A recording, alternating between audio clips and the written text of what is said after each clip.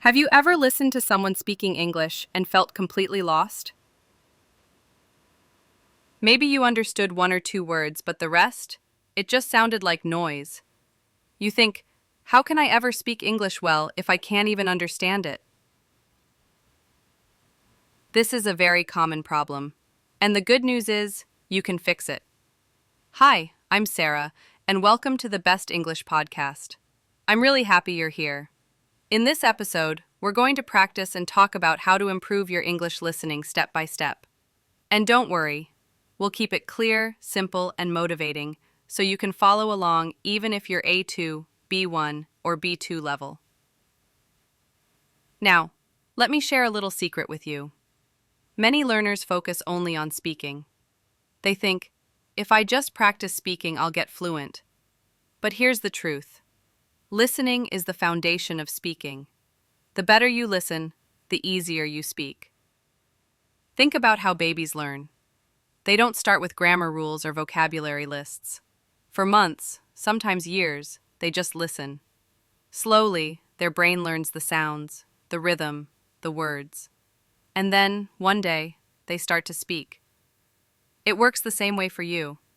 If you want to speak English more naturally, the first step is to become a good listener. And that's what this episode is about.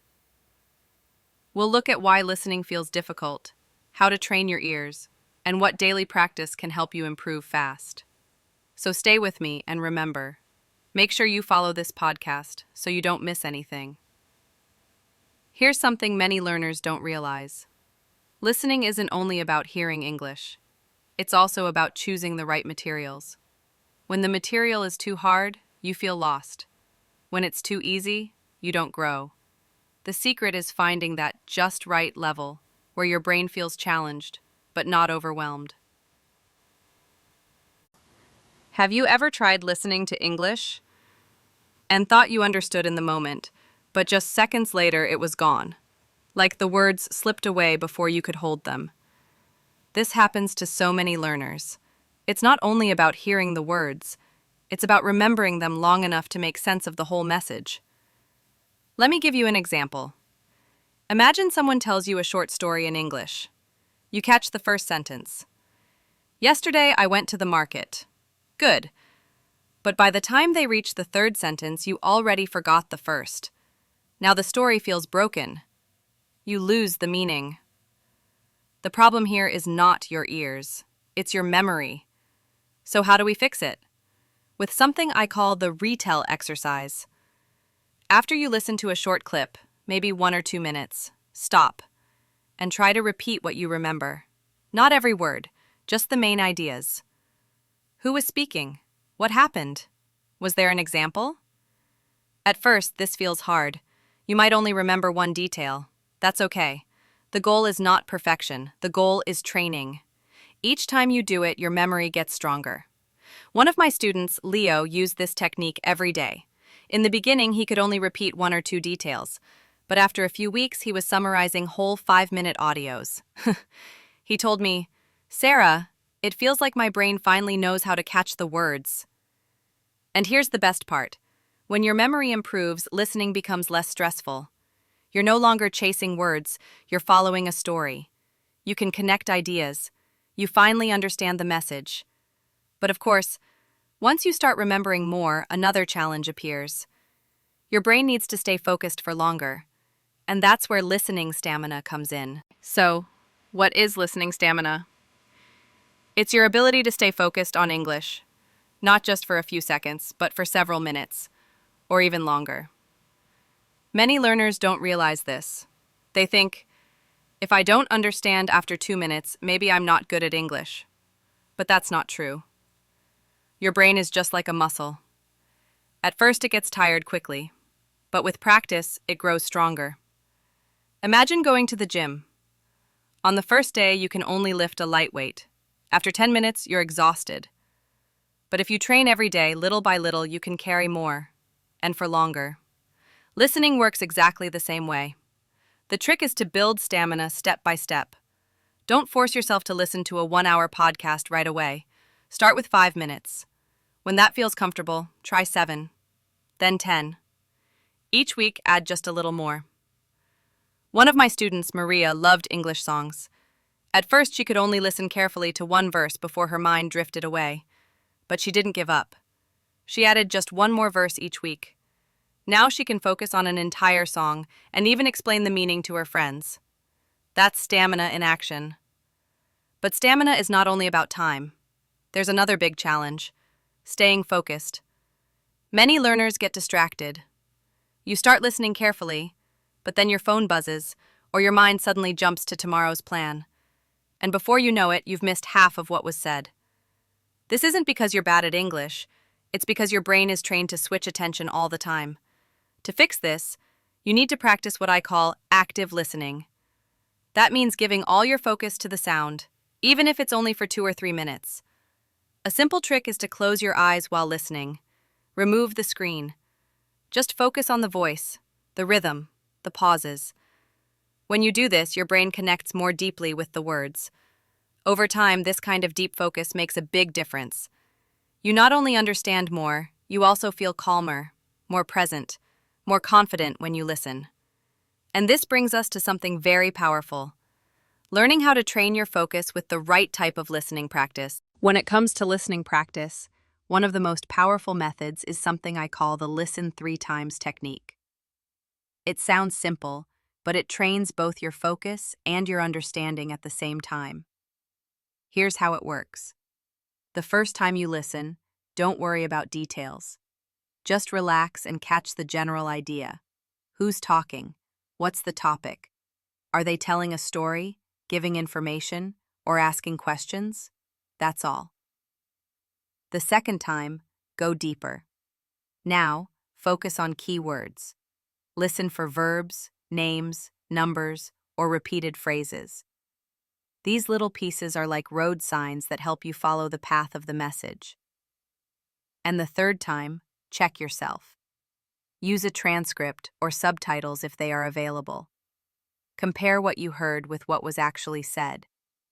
You'll be surprised. Sometimes you heard more than you thought. And sometimes you missed small words that change the meaning. This 3-step process is very powerful because it builds layers of understanding. First, you catch the big picture. Then, you add important details.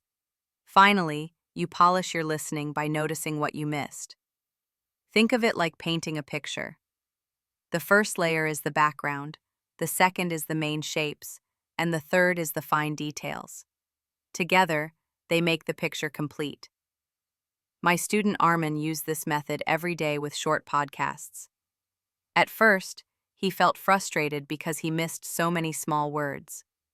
But after 2 weeks, he told me, "Sarah, now when I listen once, I already get more than before, even without subtitles." That's progress you can feel. And the best part? You don't need hours for this. Even a 5-minute clip is enough for deep training with the 3 times method. But what happens when you meet words you don't know at all? Do you stop, look them up, and break your flow? Or do you keep going? That's the next big challenge. So, what do you do when you hear a word you don't know? Many learners panic. They stop listening, they grab a dictionary, they lose the flow. And suddenly, the whole message is gone. But here's the truth. You don't need to know every single word. Native speakers don't expect you to. Even when you listen in your own language, sometimes you miss a word, right? But you still understand the story. The secret is learning to guess from context. Imagine you hear this sentence: "I didn't take the bus because it was pouring." Maybe you don't know the word pouring, but you hear the rest. You know it's about the bus. You know because shows a reason. So, what's the meaning? Rain, heavy rain. And the best part is, you figured it out yourself. That moment feels like a small victory. Your brain connects the pieces without stopping. The next time you face an unknown word, try this. Keep listening. Look for clues around it. Is there emotion in the voice? Are there words like because, so, but that give you hints? Trust yourself more. You'll understand enough to follow the story. My student Hannah used to pause every 10 seconds to check words in the dictionary. It made listening feel slow and painful. But when she learned to guess from context, everything changed. She said, "Sarah, I finally enjoy listening now. Even if I don't know every word, I can still understand the message." That's the real goal. Not perfect translation, but real understanding. And once you start doing this, something amazing happens. You stop being afraid of unknown words. You focus on meaning, not on stress. Real conversations feel very different from listening to a podcast or a song. Why? Because in a conversation, you don't just listen. You also need to respond, quickly. Many learners tell me, "Sarah, when I listen to podcasts, I understand. But when I talk to someone face to face, my mind goes blank." Have you ever felt that way? The reason is simple. In podcasts, you can pause, repeat, take your time. In real life, you can't. The other person is waiting for your answer. That pressure makes your brain freeze. So how do we fix this? With training that prepares your ears and your mouth at the same time. One of the best methods is called shadowing. That means you listen to a short sentence and immediately repeat it out loud, almost like an echo. For example, if the audio says, "I went to the park yesterday," you say, "I went to the park yesterday." Don't worry about being perfect. Just focus on copying the rhythm, the sound, the flow. At first, this feels strange. You may fall behind or miss words. But with practice, your brain learns to catch words faster, and your mouth learns to move more naturally. Slowly, you stop translating in your head. You just respond. Another powerful practice is summarizing. After listening to a 1-minute clip, pause and explain the main idea in your own words. Even a simple summary like, "He talked about his weekend at the beach," is enough. This trains your brain to grab meaning quickly and speak without fear. My student Omar practiced shadowing every morning for 3 weeks. At first he felt shy, even embarrassed. But after some time he said, "Sarah, I feel like my tongue wakes up faster now. I can reply in English before the words disappear." That's exactly what we want. And once you combine shadowing with summarizing, your listening and speaking start to grow together. But of course, learning is never a straight line. Sometimes you feel motivated, and sometimes you feel tired, even ready to give up. Let me share a story with you. Because sometimes hearing what another learner went through can give you more motivation than any tip. A few years ago, I had a student named Daniel. He was B1 level when he joined my class. He loved English movies and music, but whenever someone spoke to him in real life, he froze. He told me, "Sarah, I understand at home, but when people talk to me, I can't catch anything." At first, Daniel felt embarrassed. He avoided conversations and even stopped watching English movies because they reminded him of his struggle. I could see his confidence was low. So we started small. Every day, I asked him to do 2 things. Shadow just 2 sentences from a podcast, and then retell 1 idea in his own words. That's it. 2 sentences, 1 retell. Very short, very simple. The first week, he almost gave up.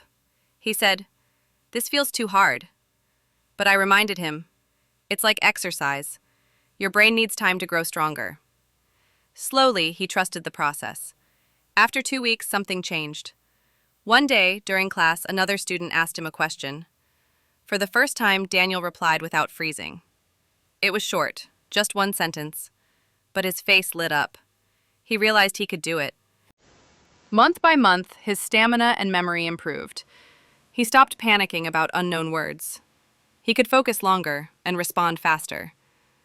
One day, he told me, "Sarah, last night I watched a whole TV episode, and I didn't use subtitles." That was his victory. And here's the lesson from Daniel's story. Progress doesn't come from doing something big once. It comes from small, consistent practice. Even if it feels slow, every day you add a little strength. And when you keep going like that, something beautiful happens. English stops feeling like a school subject. It starts to feel like a part of your life. Which brings us to one final, powerful idea. How to keep your motivation alive, even on the days when you feel tired or when progress feels invisible. Motivation is a tricky thing. Some days you feel excited. You listen for 20 minutes and it feels easy. Other days, even 5 minutes feels heavy. And you think, maybe I'm not improving. But here's the truth. Progress in English is often invisible in the short term. You may not notice it today or even this week. But after 1 month, 3 months, 6 months, suddenly you realize, wait, I can understand more than before. I can reply faster. I don't feel lost anymore. That's why the most powerful habit is consistency, not perfection, not hours of study, just showing up every day. Even 10 minutes keeps your brain connected to English. And 10 minutes every day is always better than 0. Think about Daniel's story from before. He didn't jump from B1 to fluent overnight. He built his skills piece by piece. You can do the same. So here's my message for you. Trust the process. Celebrate small wins. Enjoy the moments when you understand a joke, a song lyric, or a friend's story. Those small victories are proof that you're growing. And if this podcast has helped you today, I'd love for you to stay with us on this journey. Subscribe to the Best English Podcast, give it a like, and share it with a friend who also wants to improve. Your support means a lot. It keeps me motivated to make more episodes for you. Remember, better listening leads to better speaking. And every minute you spend training your ears brings you one step closer to real fluency. You're doing amazing. Keep going, and I'll be here with you in the next episode.